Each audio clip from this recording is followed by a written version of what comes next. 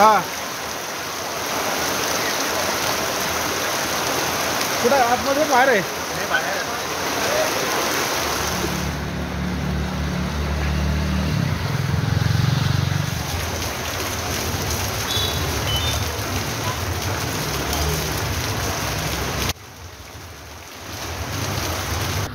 इथे येण्याआधी मी पुणे महानगरपालिकेच्या अधिकाऱ्यांना फोन केले, आरोग्य विभागात फोन केला आहे आणि फायर ब्रिगेड स्टेशनमध्ये सुद्धा फोन केला।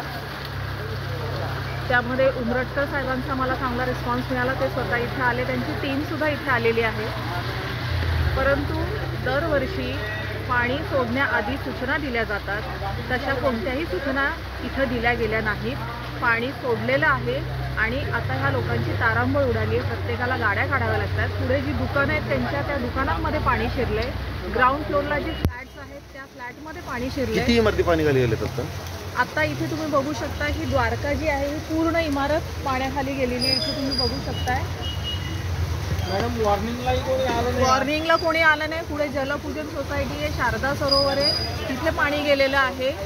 पूर्वनियोजन ह्याचं कधीही केलेलं असतं दरवर्षी, ह्यावेळेला तसं पूर्वनियोजन केलं गेलं नाहीये पुणे महानगरपालिकेकडनं।